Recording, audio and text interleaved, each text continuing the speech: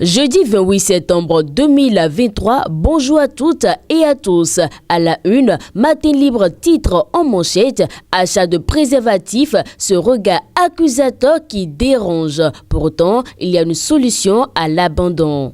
Offrant une double protection, notamment contre les infections sexuellement transmissibles, dont le VIH-Sida et les grossesses précoces ou encore non désirées, le préservatif revêt une importance capitale en matière de santé sexuelle et reproductive. Seulement, plusieurs jeunes et adolescents béninois n'y accèdent pas facilement, bien que la disponibilité ne pose pas problème. En cause, ce regard qui continue de déranger. Autre titre à présent, le bilan d'un entrepôt d'essence ravagé par un incendie. Le cauchemar infernal de ces mains craquées. Leurs cris de douleur et de terreur emplissent-les et le pire est qu'impossible de les secourir à temps. Les premiers intervenants risquent leur vie pour tenter de sauver ceux qui sont encore accessibles. Mais les flammes déchaînées peuvent rendre cette mission impossible. Il a fallu quelques minutes pour que 34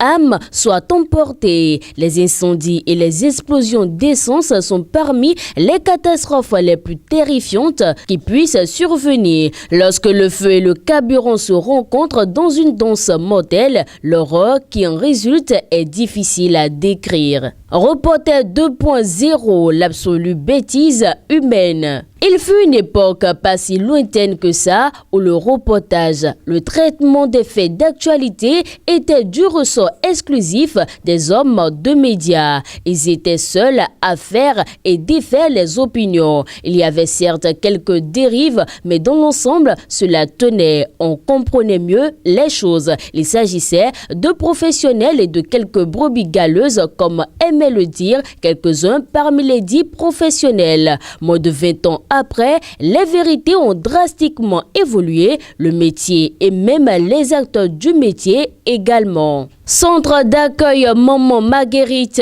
de Cotonou, Canal+ appuie l'éducation des enfants. Canal+ Bénin donne de la joie aux enfants du centre d'accueil et de formation Maman Marguerite de Cotonou. Situé à Aïdjedo, le centre a reçu la visite de la directrice générale de Canal+ Bénin, Yacine Alao, les bras chargés de cadeaux, mardi 26 septembre 2023. Journée mondiale du tourisme édition 2023. CTM Bénin organise un séminaire demain vendredi. Lisez le communiqué qui vous renseigne davantage dans les colonnes de Matin Libre. Développement de l'industrie agroalimentaire au Bénin. 2 usines de transformation de soja opèrent déjà à la GDIZ. Cet article est à lire à la page 6 de votre journal.